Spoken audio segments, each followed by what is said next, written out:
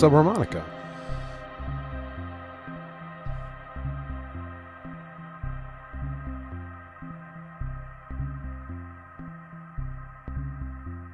That's a nice reverb.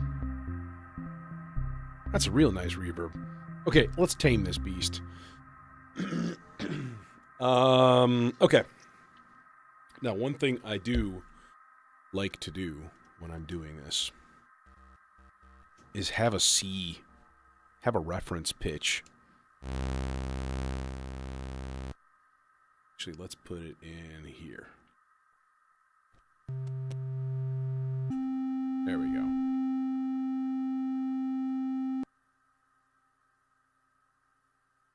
So, tuning the subharmonicon is really a matter of like you kind of have to tune it to whatever key you're going to be in, and it's that big decision of should I use 8-note or 12-note tuning or quantization. So, anything other than like basic major or minor, you're going to have to use 12-note. Yeah, most of the time, to be honest, 8-note, like equal temperament, is like pretty good. Works pretty well. So I kind of have to choose a key. I feel like I hang out in C minor all the time, but like who cares, right? Does that matter? I mean, I don't know.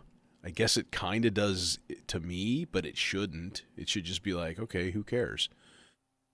The average person probably doesn't care, probably doesn't even notice.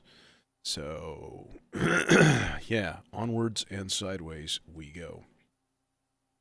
Resetting everything here. Okay. Hey, Rob. E minor, we could do that. I just did my last thing I did Friday was E minor though. Scary that I remember that actually. And once again, allergy season is annoying, so I apologize for the. I'll just do it accidentally. I'm certainly not doing it on purpose, but snorty sniffles into the microphone are ultra appetizing, I'm sure. I kind of want to have sex with that guy now. Oh my god. Anyways, subharmonicon. So you got to isolate stuff first of all, right? And then you have the trigger button and the reset button, and then the next step. That. So this is an F major chord. Just so happened that it made an F major. Yeah, nice to see you, man. Thanks for coming.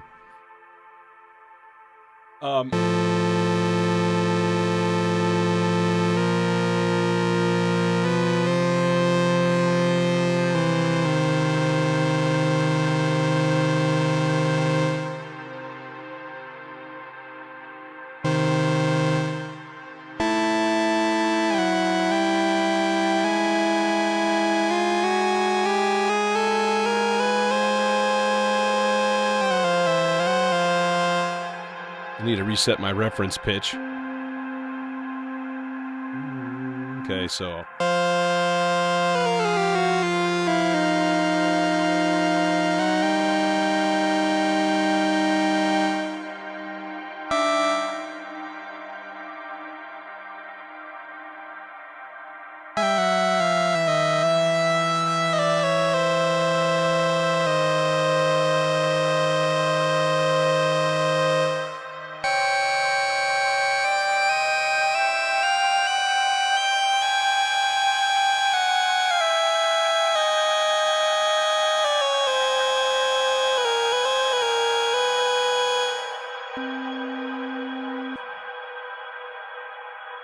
Yeah, that's a little extreme on the reverb for now, but I like it.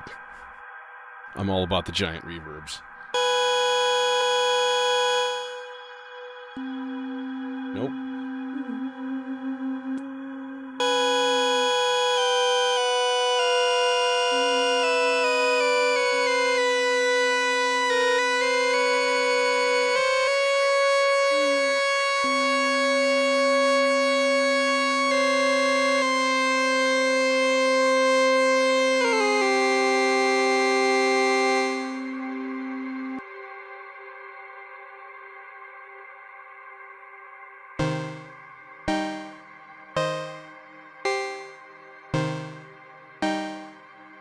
So now we got four different C minor chords and different like voicings and stuff.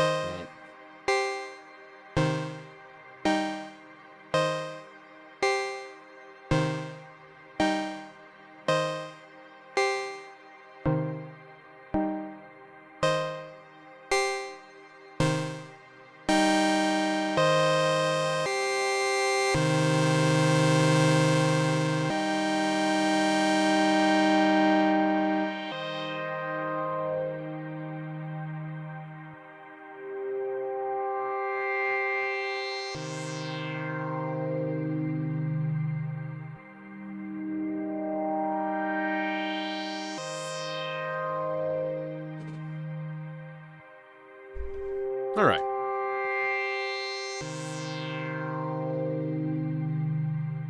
There we go. Done. I hope you enjoyed my stream for today, and I will see you again next. Just kidding.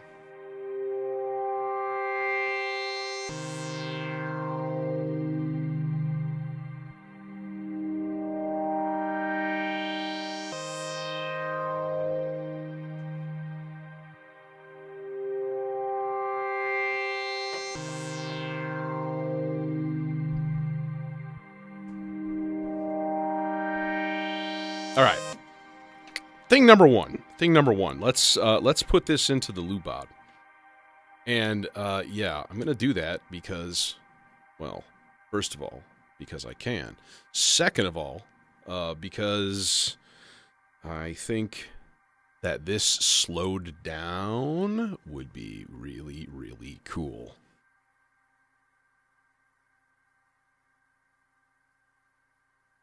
Yeah, I think that would describe my relationship with it as well. Like, it fascinates me, and like, I did this weird analogy. This was a number of weeks ago, and I was like, having a modular is almost like you can almost treat it like a child. Like, kid learns some new thing, and it like radically changes their viewpoint, and you can see like when that happens, like, oh, suddenly they're like their behaviors change and things like that. And this is the same way. Like, you change a module, and it changes all of the potential interconnections between the modules. So like one new thing, one little bit of novelty, it like changes the whole thing. And I think that's a really, really fascinating thing, just as a general thing.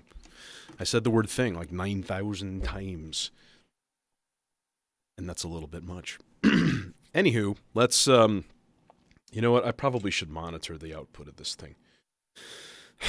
There we go again. Saying the word thing. Filtering would be a good idea on this thing for now, but, crap. Now I'm going to be like super self-conscious every single time. I'm going to be like monitoring my vocabulary.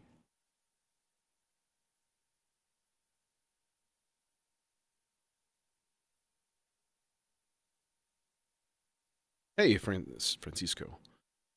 All right, so this is the Instruo Lupa, or Lupad.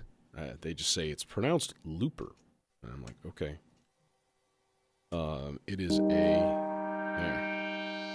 is a tape looping thing.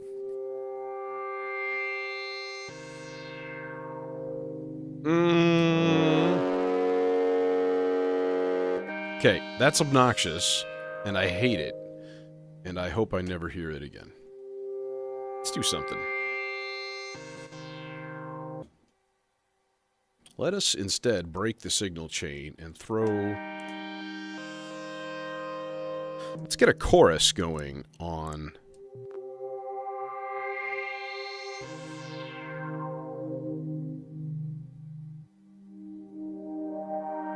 Hey, Remy. Yeah, I'm actually making music more now than I probably was back then. But cool. Thanks for stopping by. I always like hearing from old students. Unless they're still filled with anger and vitriol. Which happens from time to time. All right, now, here's the other thing that I want to do today. I want to use jittery clock for a lot of stuff, all right? So, the marbles, if you just use the jitter, right, and you turn it up all the way, then here's the thing. If you watch this center LED right here at the tip of my finger, which you probably, no, you can't even see because the friggin' cable is in the way. You know? There. So this LED, this is the one that can control a clock, because normally if you turn the jitter down, that's your 16th note, right? Which is kind of a standard thing, like for clock. I have a favorite soundtrack. Oh man, it's a good question.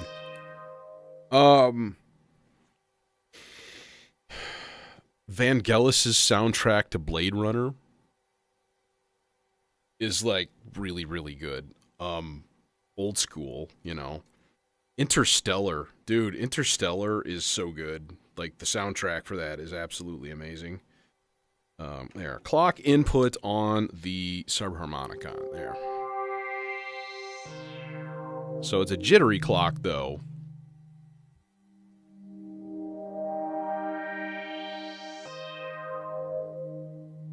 Yeah, Vangelis is really good. I've listened to his stuff for a long time, and like his album Heaven and Hell, if you don't know that album, I mean, holy shit. It's just so good, and like incredible music, and the fact that he like plays all the instruments himself for the most part, including all the percussion, and there's like choirs in there like chanting in like Latin, and it's like just this epic thing, very inspired by like Dante. So okay, let's hit record there, and we'll just let that. It's not recording, is it? I don't think it's recording. No, it is. Never mind. Let's erase that. Okay. Yeah. But man, I mean, there are moments on that album, like especially towards the end of like the first side, that are just make all the hairs on my arms stand up every single time, no matter like, you know, yeah. Or the Antarctica soundtrack that he did, super cool.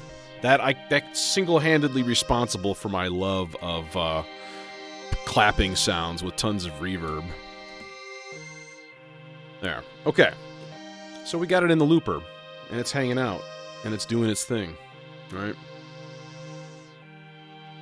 So this we don't need in there anymore, unless we use it as a standalone. Let's keep it for now.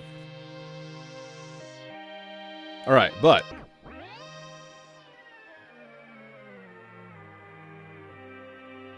there it is, slowed down, half speed.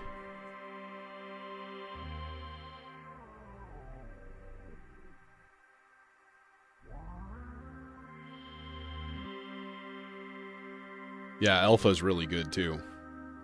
It's funny, when I went to music school, and Millikan University here in the U.S. If you're not in the U.S., it's in Illinois, and when I remember like my first going there, interviewing with people and stuff like that, and talking to people, and the professor was like, "Well, what's your favorite like style of music?" And like, you could tell he was expecting like jazz or classical or something, and I was like, I really like new age synthesizer music, and it was just like,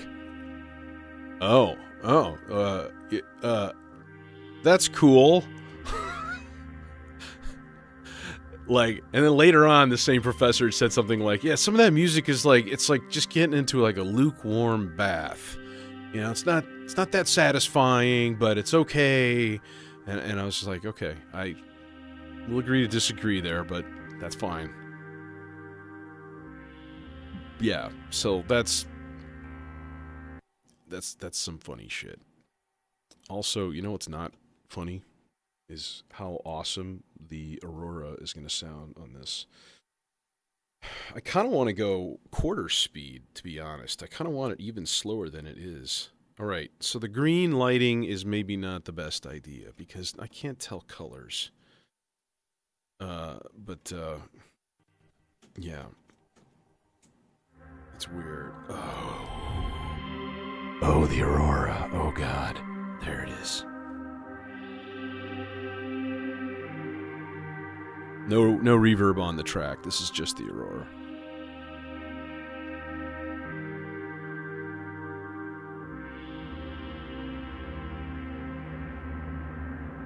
So warp's like modulation.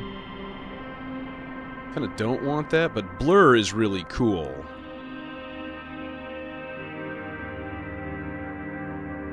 You can freeze it.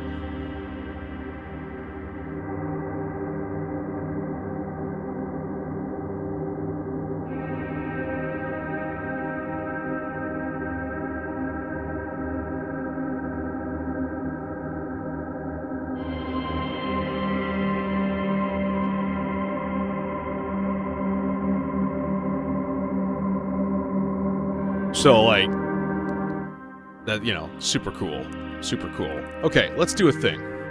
First of all, like, let's chill. Chill. If we have to hear those same 4 chords again, I'm going to probably have to break something. No, just kidding. Here's what we can do. First of all, can we get it to a quarter speed? I don't think so. It's like stopped. We'd have to do it just by ear and then, like, never go near that knob because otherwise it'll disappear forever.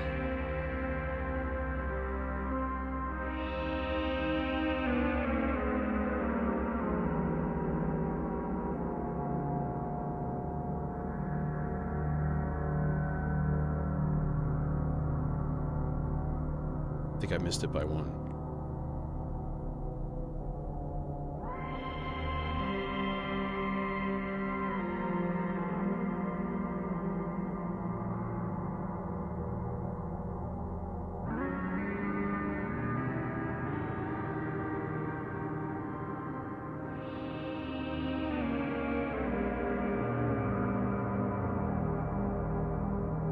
Is that quarter speed? Oh, I think it is. I think I got it. Score. Overall, just for this rack, is about $15,000, including the case. The case itself was like $1,200. Okay, so cases in Eurorack, god damn it, they're expensive, man. Even for something small, they're expensive, and like, it's a total bite in the ass. But it makes sense, and this case, while not some supreme thing, it's pretty nice. It's got 4 different Meanwell power supplies in it, like multiple bus boards up and down the whole case, built-in LED lighting, you know, the whole deal. So yeah, cases are stupid expensive. Look up Needham Woodworks, Needham. He's a guy out of San Francisco and hand makes cases, and dude, they're so nice. Oh my god. But like $3,000 or $4,000, and it's all like burled walnut and dark stains, and it just looks just like, oh my god. He made one. I think it's double 168. So this is 120 HP, so 168. It's 2 of those side by side. Like 7 rows, whereas mine has 5. Just this behemoth wall of a case. And, yeah. So imagine how much that system would cost. Probably 40 grand total. 40 to 50, easily. So this is cool. Here's what I want to do. I'm going to take a really slow triple sloths signal. So triple sloths just uses math to, like, generate random shit-ish. It calculates a particle under gravity. So it's rotating around a body. So the closer it gets to it, the higher the voltage is. The farther away that particle gets, the lower the voltage. But there's this chaos and stuff involved in it, and it's super, super weird stuff. The math behind it is pretty cool. If you look up Lorenz attractor, yeah, you can go down a rabbit hole if you so care. And I would completely understand if you didn't. So what I'm going to do is put one of those sloths signals into a comparator. Okay, so a comparator, you set a threshold, right? And as that voltage goes around that threshold, like let's say it goes below it, then nothing happens. If it goes above it, the comparator sends out a gate or a trigger. Okay, so it's basically like it's converting like a slow wave to like an occasional pulse, an occasional trigger. And I'm going to have that going to the freeze function on the Aurora.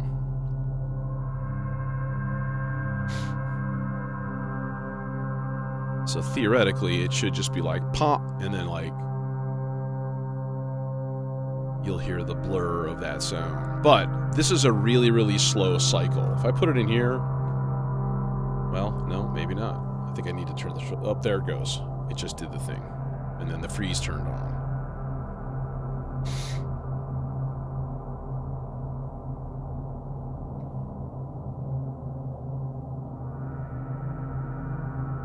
So it's doing its thing.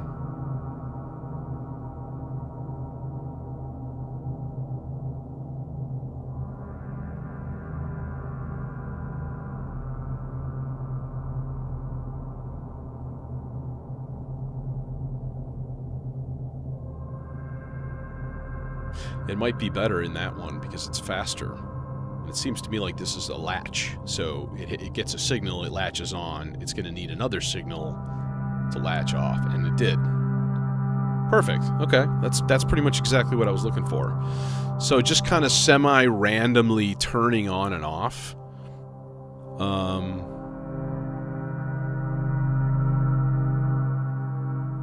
Okay, so there's part one. That's kind of like voice number one in what I'm putting together here.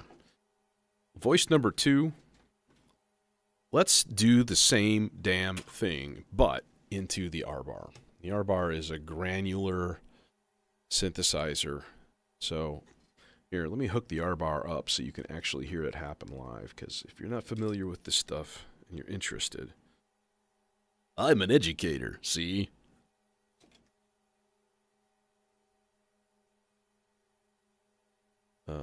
The supercritical neutron filter and the R-bar are best friends. They will never be broken up. Ever, ever, ever.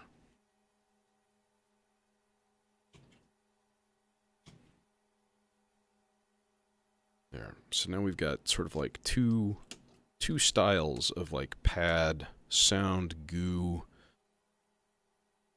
Okay, so here's the wet signal from filter. All right, but we record it, right? Into the buffer, and then listen to what happens.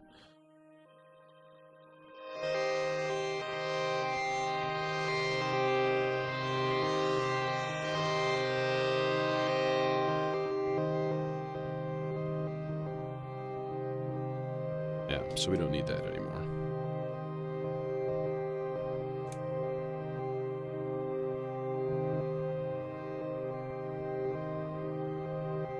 I don't even know if I'm going to use it the way it is. So, contrasting that with...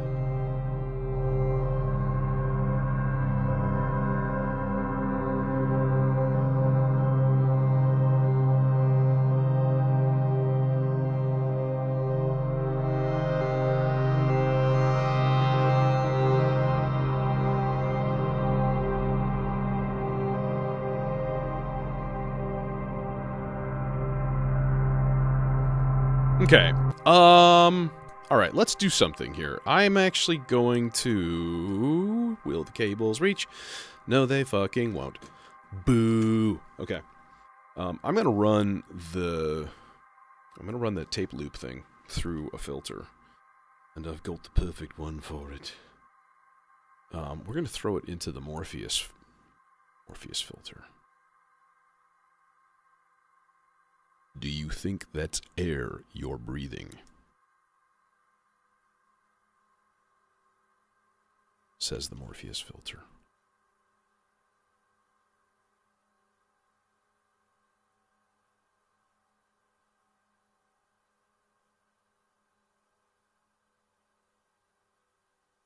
Okay, there we go.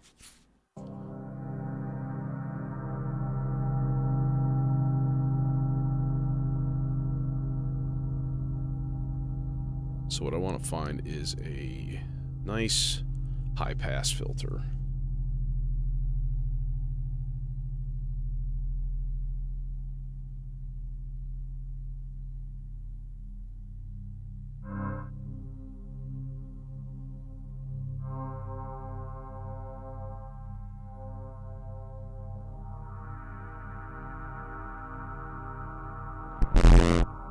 A little distortion there. Yeah, just a bit.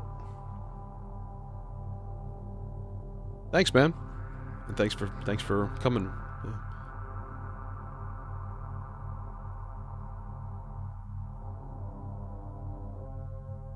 There. So this one's going to be kind of the high range. I'm going to kind of lean this more so it gets a little bit more of the low.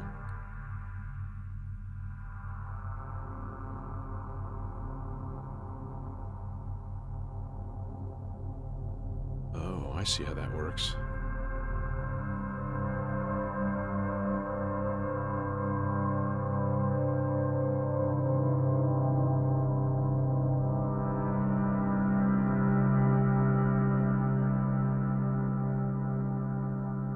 Okay, where's a good place?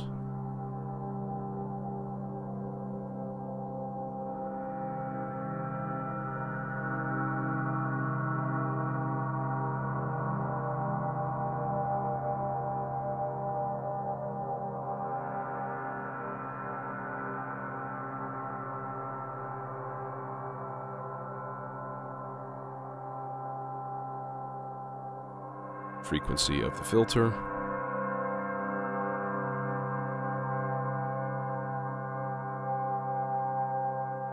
Hey, Jason.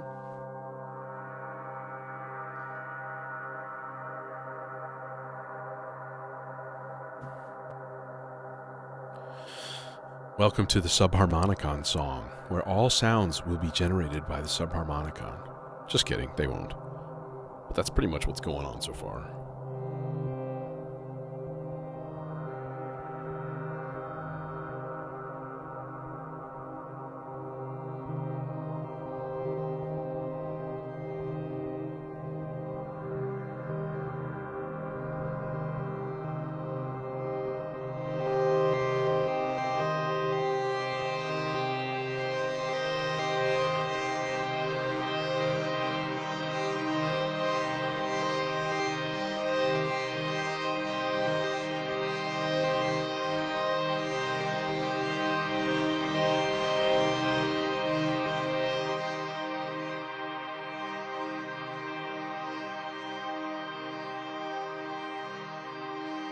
Okay, that's a thing.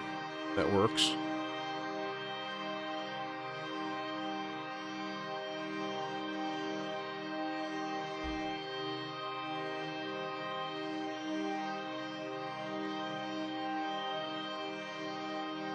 Let's just get a really slow random. Slow, say, bipolar, smooth, random. Just like going on the playback head here.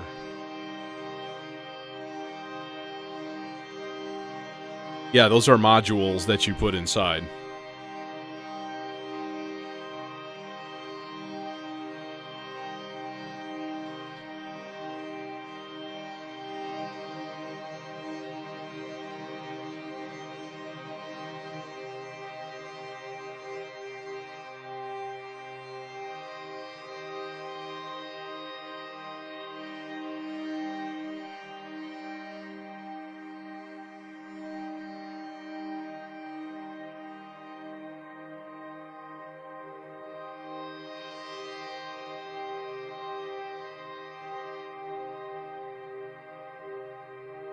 Yeah, so I want this as kind of like the warm, darker kind of pad of this whole thing here.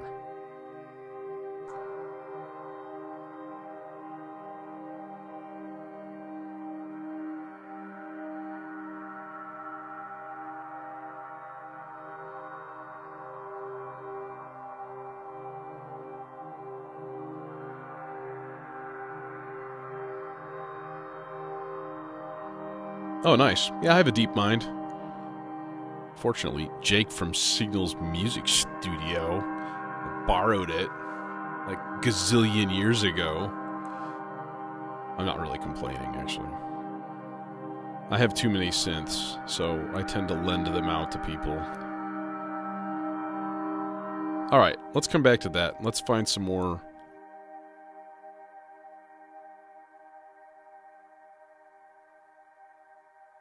Oh, that's just the reverb. Right? Because nothing else is plugged in. So, like, okay. Anyways, hey Chris.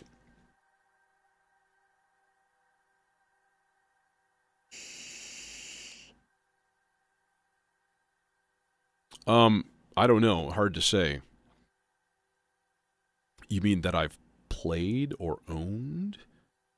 I don't know. If it's a mono synth, it would have to be an ARP 2600. I had one for a while, and I loved it. So I'm still really tempted to get a Behringer remake. Own, I've got a System 8, and I love it. It's like having a System 8 and a Juno 106 and a Jupiter 8 and a Jupiter or JX3P in the same synth. Like, and it's all analog circuit behavior modeling and stuff. So it sounds exact, and just in terms of bang for the buck and how fun it is, it's just a great instrument. That's probably my favorite right now. I have a few behind me. I have a Rhodes. Yes, I have a Rhodes. It's true. MS-20. Way up there, up on the top, that is a Korg Lambda string machine. Next to the MS-20 is a Model D, Behringer Model D. And then below that is an Alesis Micron. So another analog emulator. System 8 hanging next to my bass.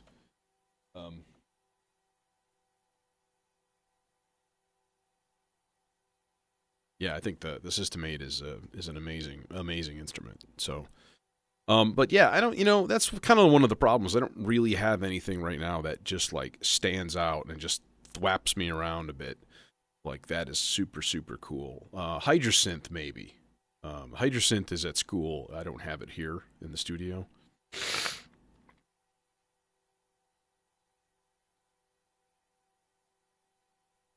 Just get out. Can you get out of the way while I work on the melodizer? Yeah. Yeah, let's see here. You know what would be kind of interesting, honestly, would be to send the melodizers like an even slower clock, and then run them at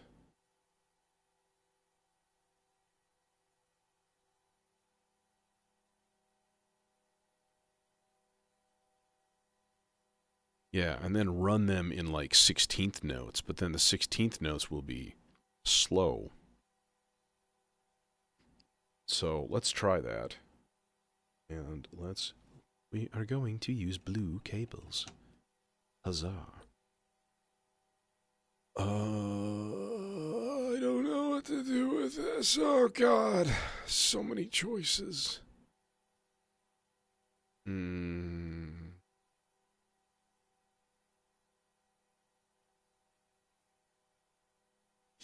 You know, I really just want a really nice, pure analog, like, sine wave.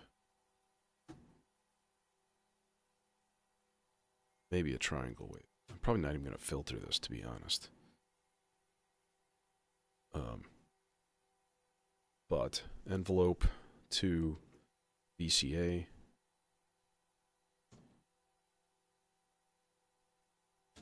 I like a so. And then VCA into a mixed channel.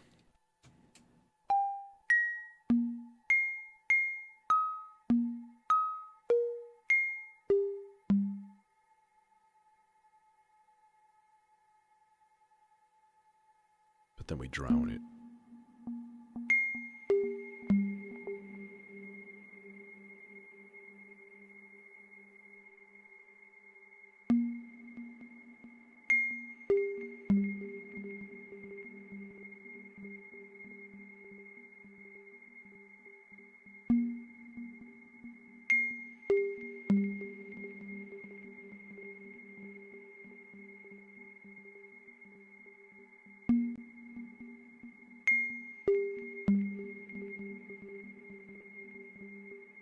And now if you turn off dice.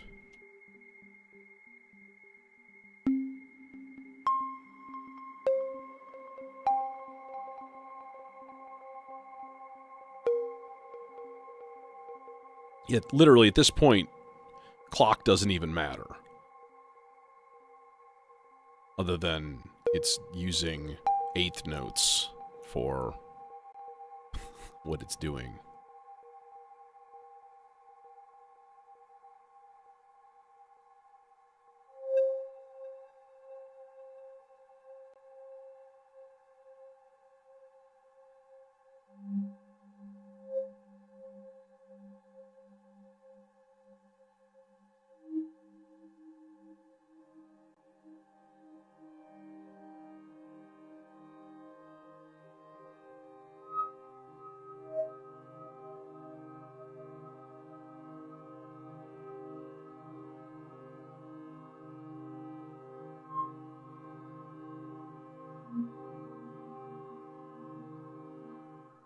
Okay.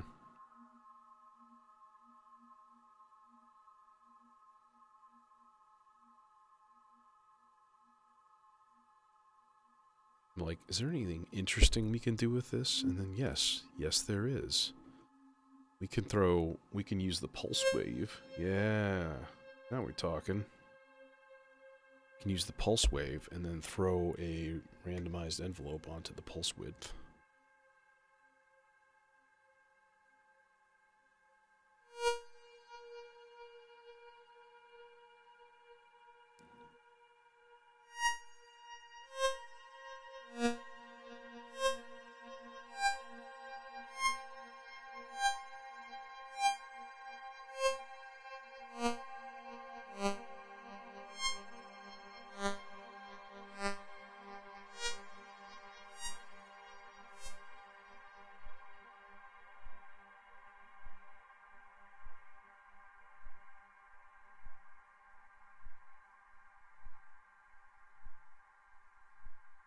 You stopped.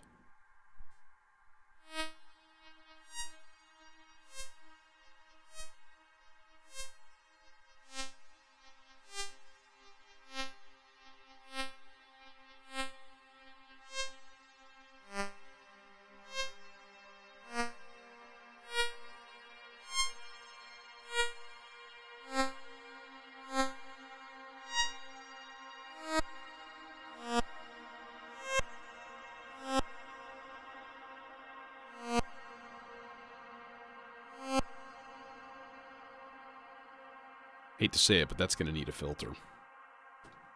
I don't really hate to say it. Mo cable, mo cables, mo cables. We need some modulation, obviously. Let's set up another really, really slow, smooth, bipolar, random, 16 beat. Going into, first of all, into the FM of the neutron filter. This.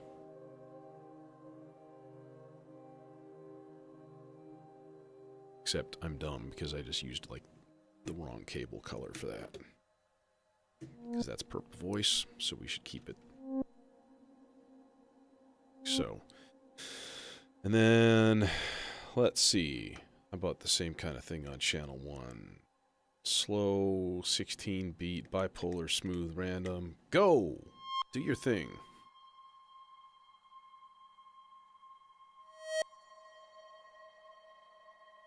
But I'm going to turn the rests down all the way here. –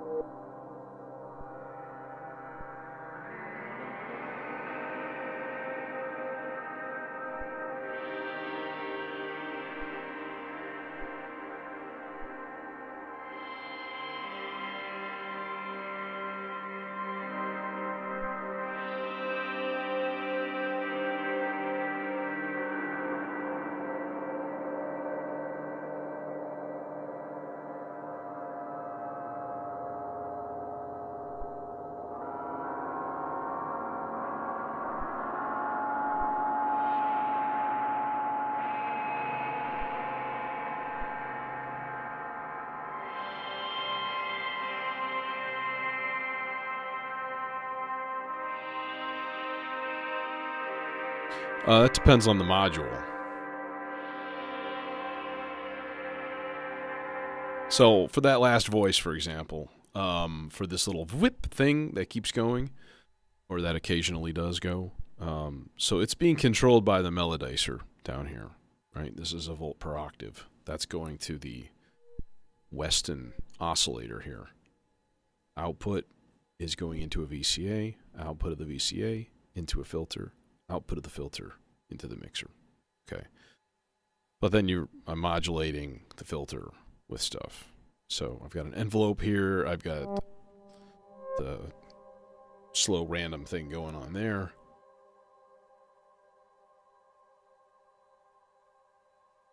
Yeah, I don't know if I like the high pass filter choice on the loop. I don't think I like it.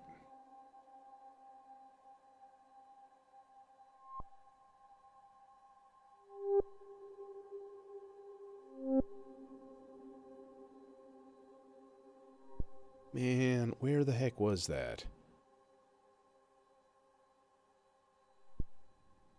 There it is, 4-pole A. That's the one. Okay.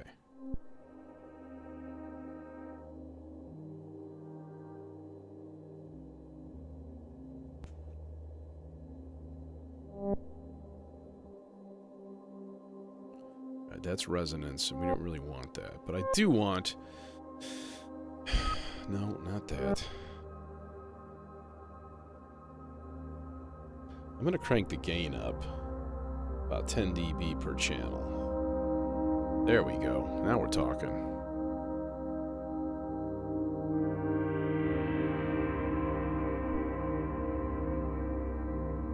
Okay.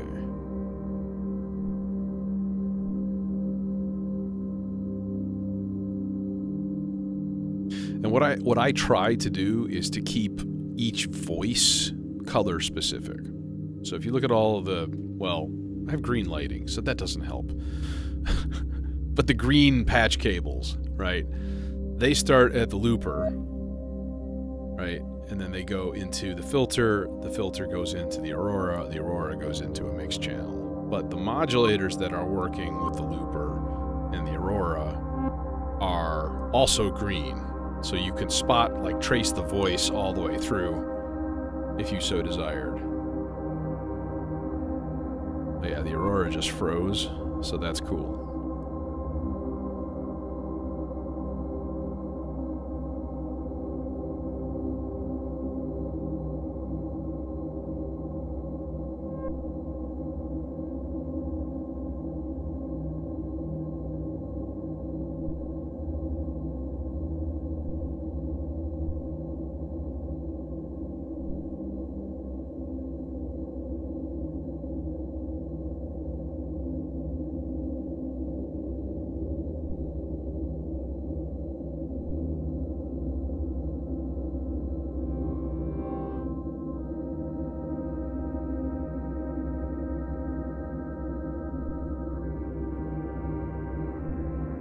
Yeah, it is.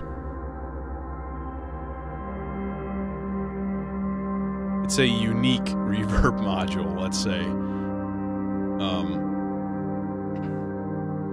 Yeah, how it generates its reverb is a little unusual, so it has some pretty unique sonic characteristics.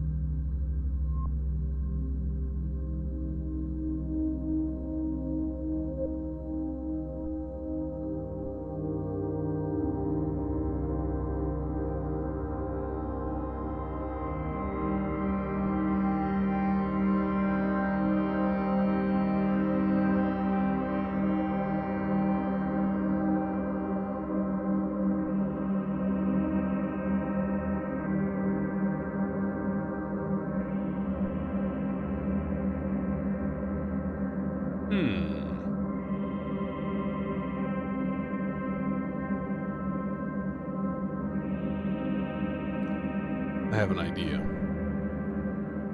All right, so let's turn all that stuff down. I'm gonna make a base patch. Traditional red cable. Oh, let's see. So now it's like you gotta pick an oscillator. So this is gonna be a weird thing, though. I have this idea in mind. But what I'm gonna do is again turn off dice on the melodizer. Put it on a whole note. So basically, it's only gonna hit a low C right when the little thingy gets to the very top. Okay. Which really, to be honest, that's more of just like a gate generator. I should just do that. Honestly, I don't even need, or do I? Let me think here. How are we going to generate this? What I really need is just a really rare, just occasional gate. So if we bias marbles like all the way almost to the left. Okay. All right. Yeah. All right. I got an idea here. Let's use I'm going to use the 4MS ensemble oscillator for this. Either that or we go analog. I don't know. We'll see.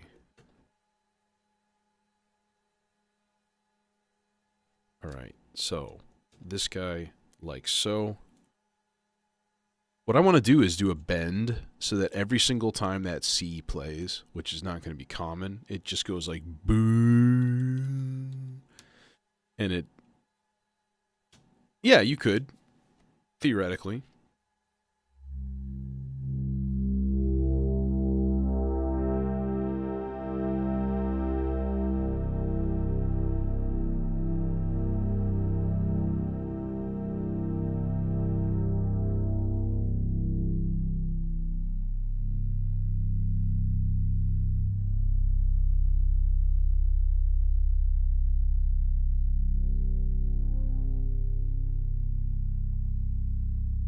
Okay.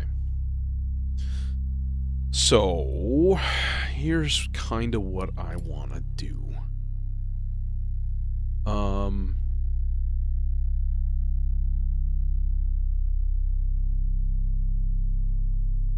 Let's see. How's this going to work? All right. First of all, I think we're going to need 2 different envelopes. All right. Because one is going to trigger the filter. Okay. So I'm going to take my occasional marbles trigger, right? And split it. And then one of these envelopes is going to control the filter so that it's kind of going to give that boom kind of a tone to it, right? Like so. But not that much.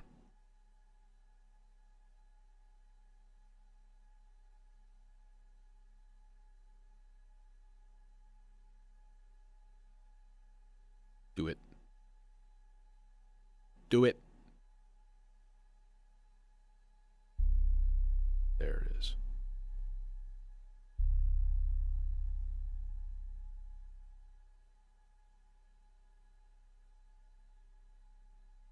Maybe a little bit more.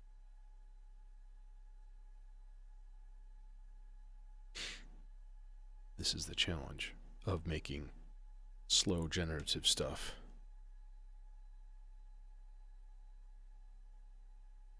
Just speed up the rate. That's actually pretty good. All right, so now what I want to do is... I don't know if this is going to work. I think it should. Okay.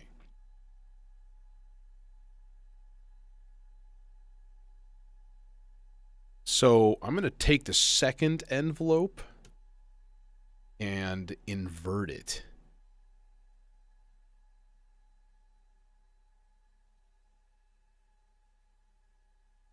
And then that's going to go into the pitch. And I don't know if that's going to work all that well or not. We'll find out.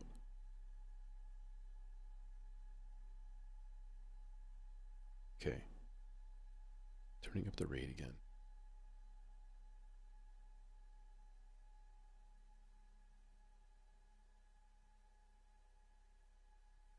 Do it.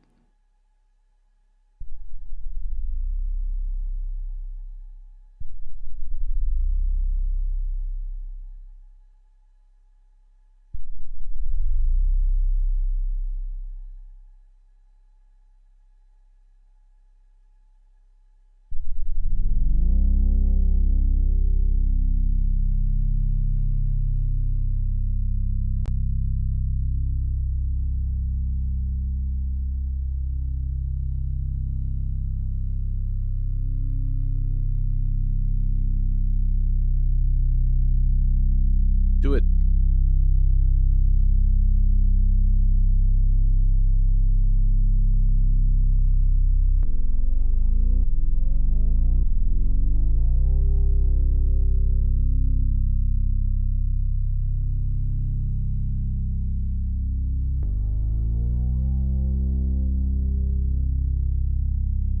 That's really, really close.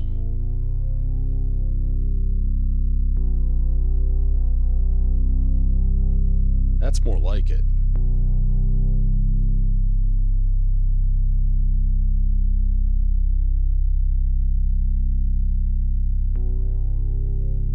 It's a little poppy, though.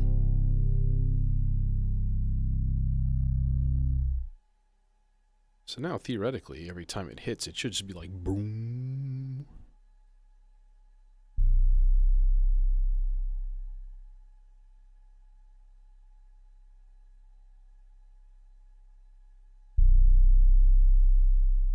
Yep.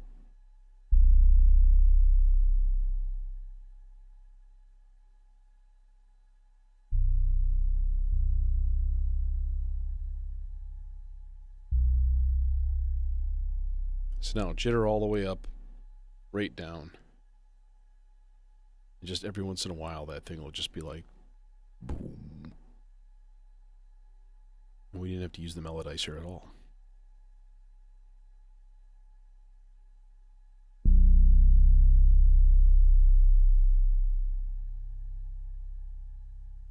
But it is kind of quiet, I will say.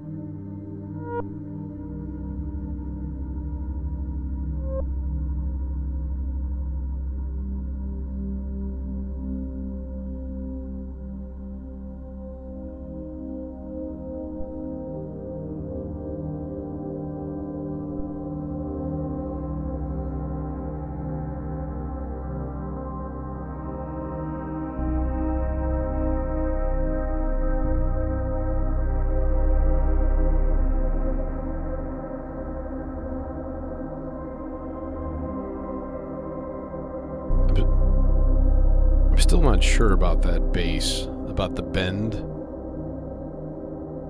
I think it's working.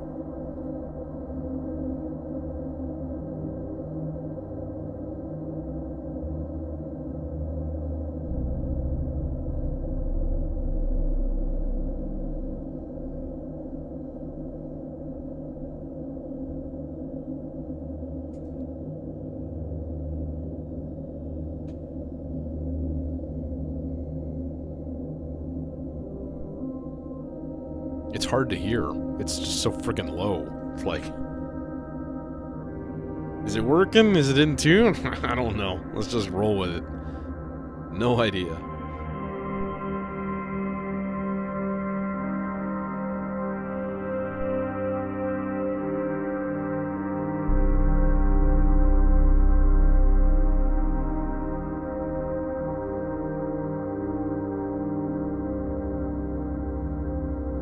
Is this even working? Yeah, it's working.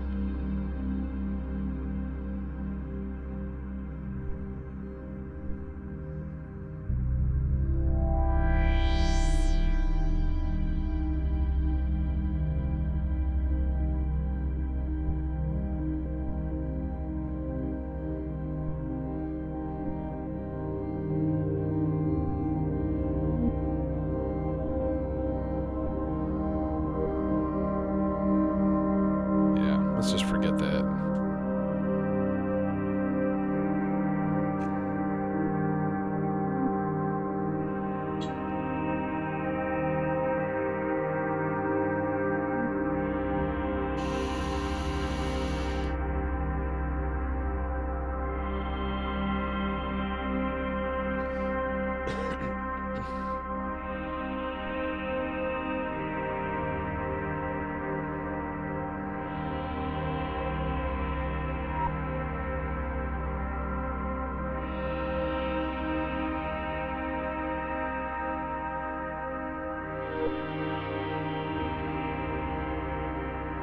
Put a little just randomized percussion blip.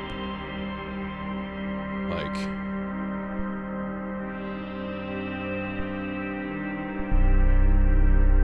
we'll trigger it with marbles.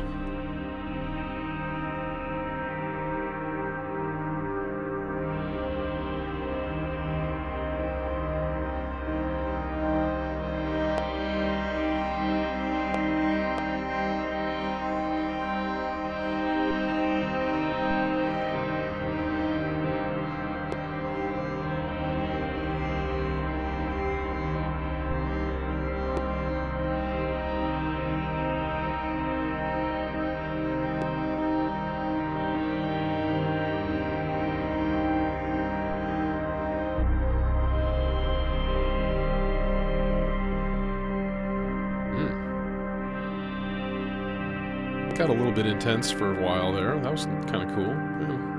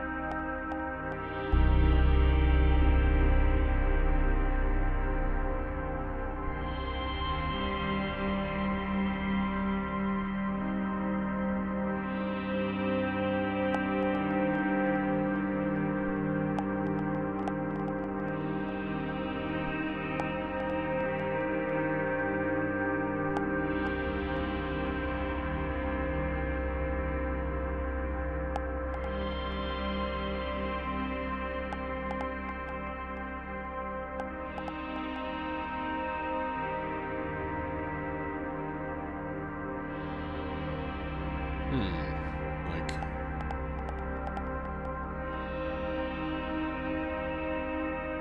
put that there. More variation.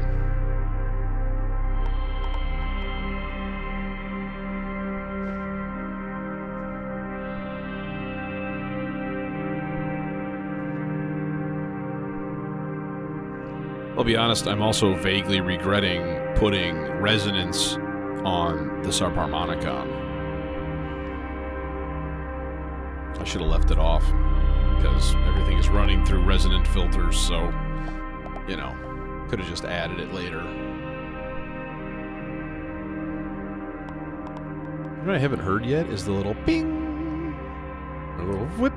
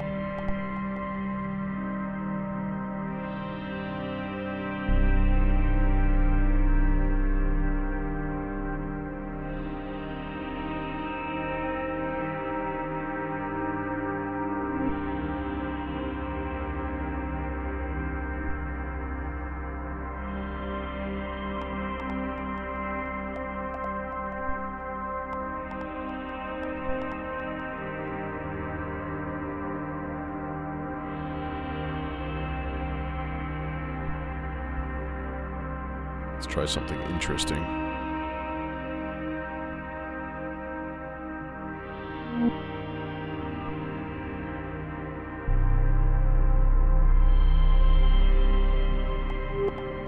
All right. So we're going to fire up some Angry Preacher.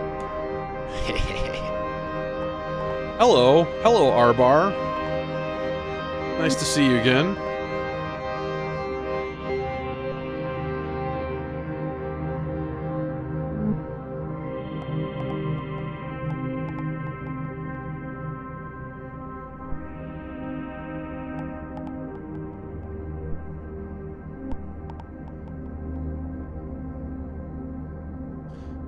What I want to do, though, is...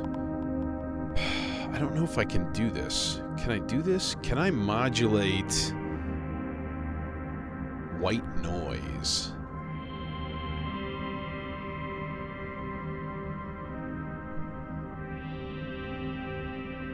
Oh, I have a weird idea. Okay, this is going to be cool. You know how, like, rings into clouds is a thing?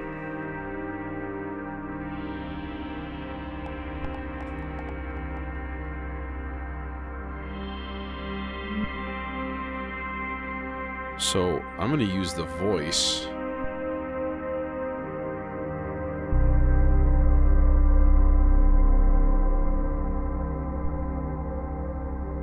as the input to rings, rather than trying to go through white noise. And I was like, if we can we FM white noise with the voice? So essentially what you would get is like a bit crush.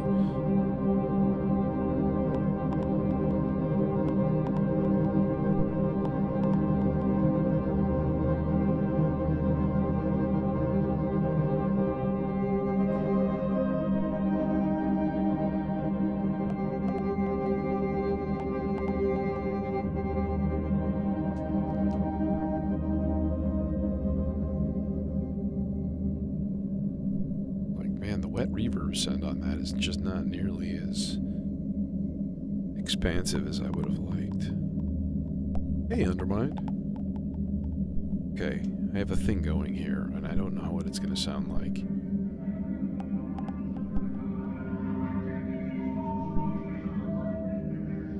Oh, yes.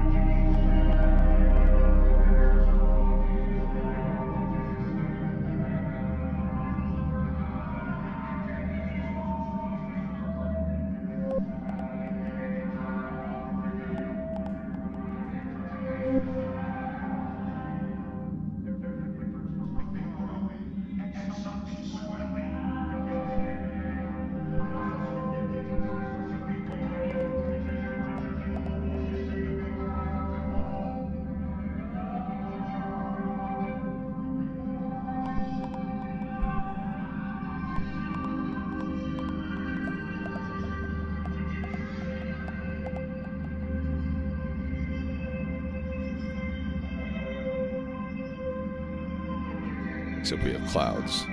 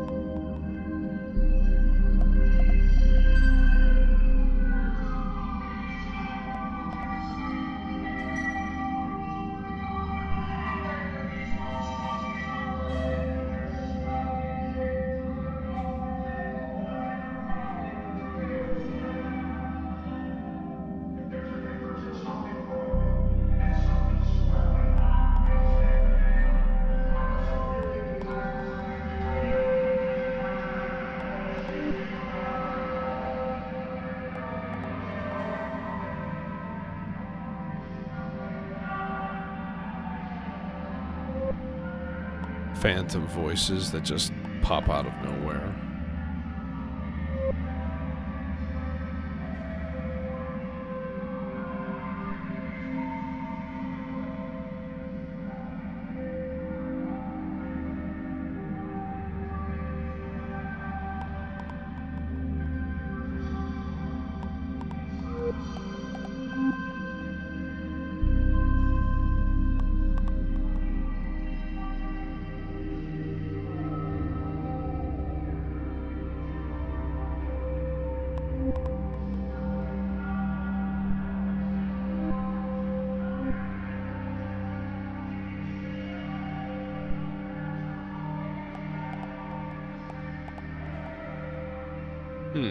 This is interesting.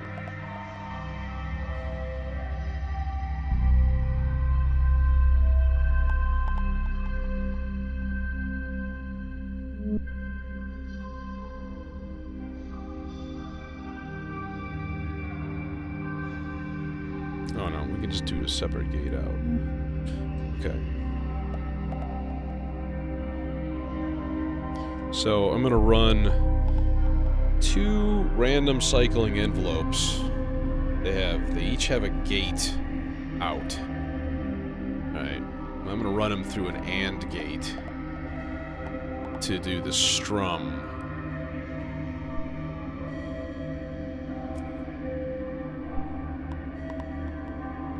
Now what's weird is it's playing constantly, so like it shouldn't. Because it's not getting a strum command or strum hit very frequently.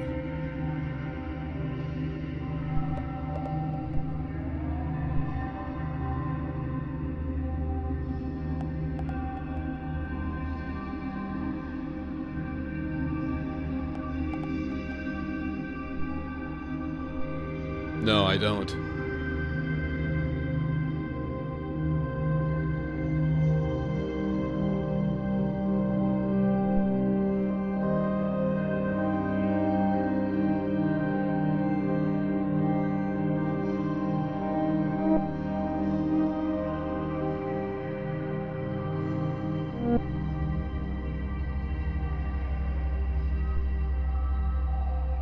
What we could do is take that.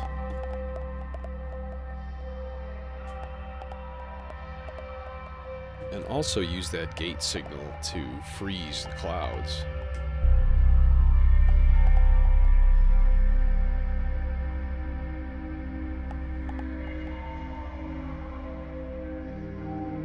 Now, is it a latch? Will it like just turn on and stay there for a while?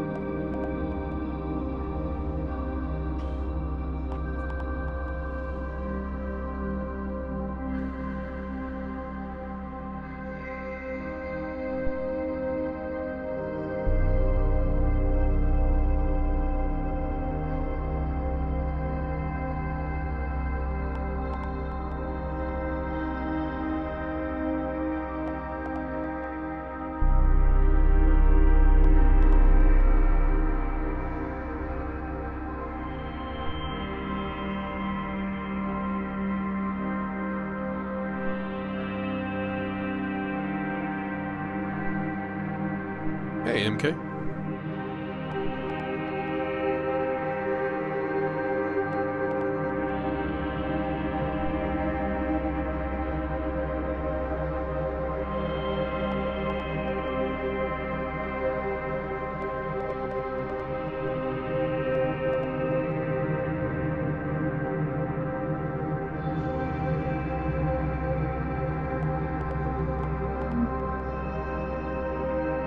I think one of the best ways to start off is with a semi-modular synth that you can like later on rack mount.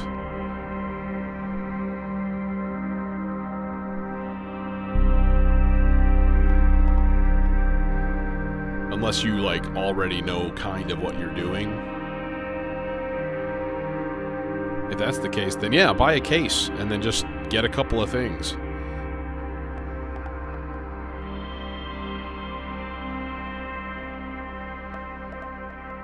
Always get more case than you think you need, though.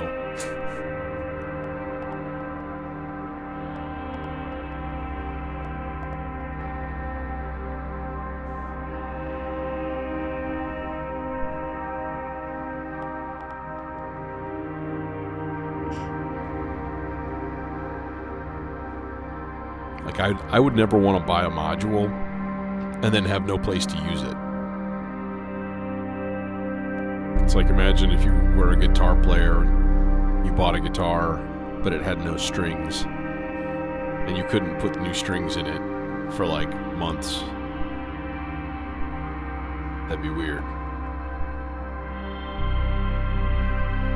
Or imagine you're a piano player and you have no fingers, and then...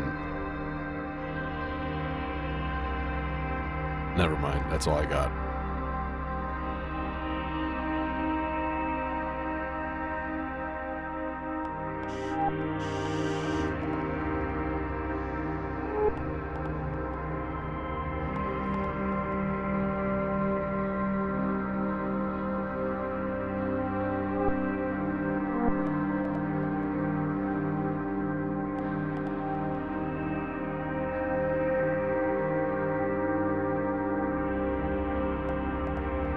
it's awfully like mid-rangey, this whole thing.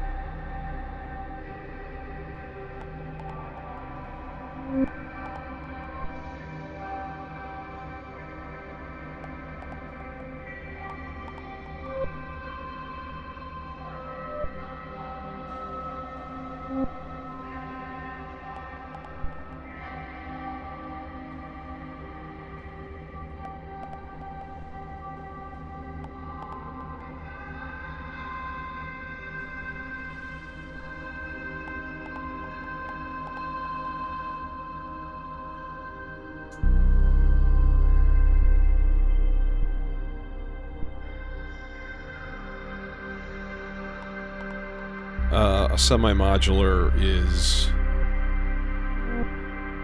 you can use it standalone.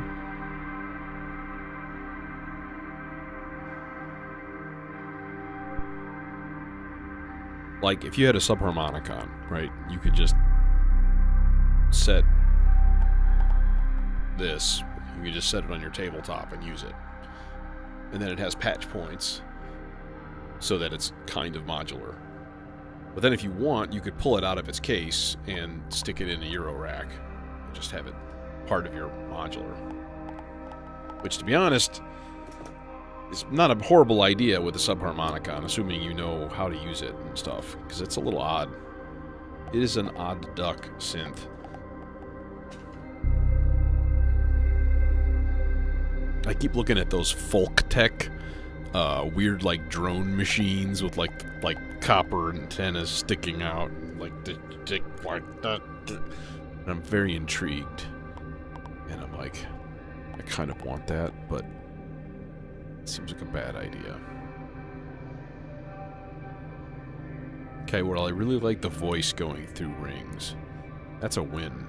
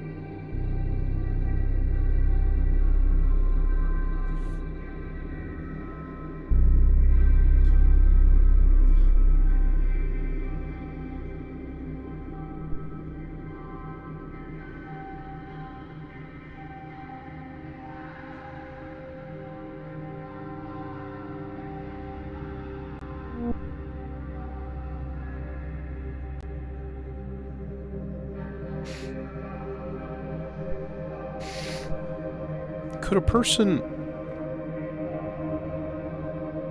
get like an expert sleeper's ES, whatever it is, ES9, ES8?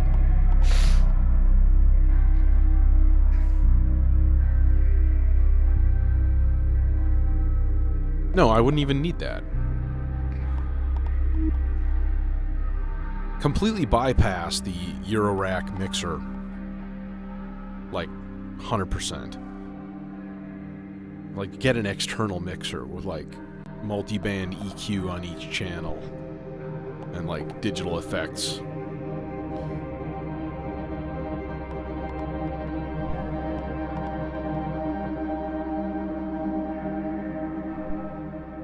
I think that's pretty much what Francisco does. I don't know if he's still in the channel. But, like, I don't know. I would miss things. I'll bet you the effect sends would be a problem. Trying to, like, take a send out into a Eurorack module. It's expecting, like, high voltage or higher, at least.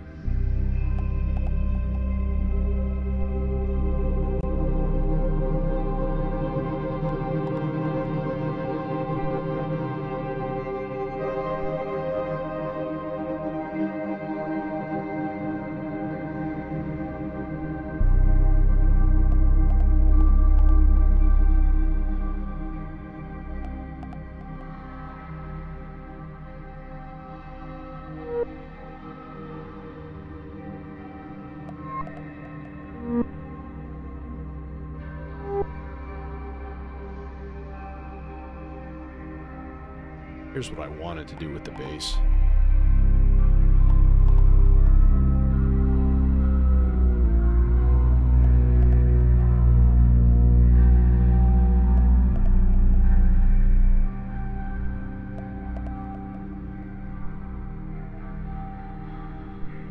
So now it'll start on a B flat and bend its way up.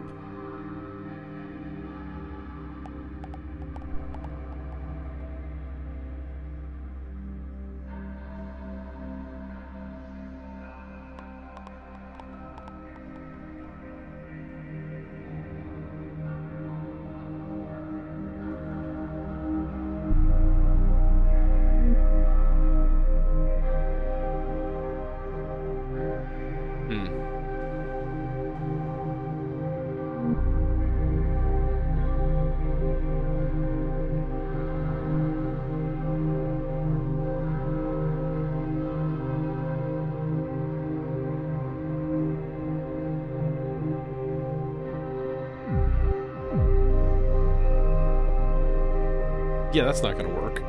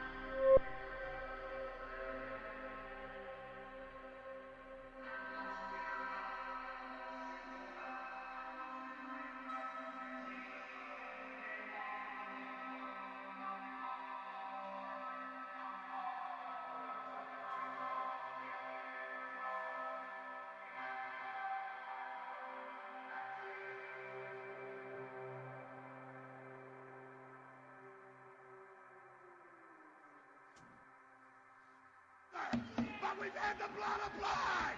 And since the blood's applied, we get to go to glory! That's what's going into rings, by the way.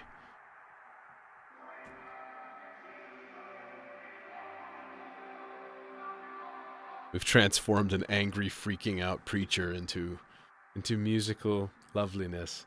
Anyways, I'm gonna hit the road for the evening.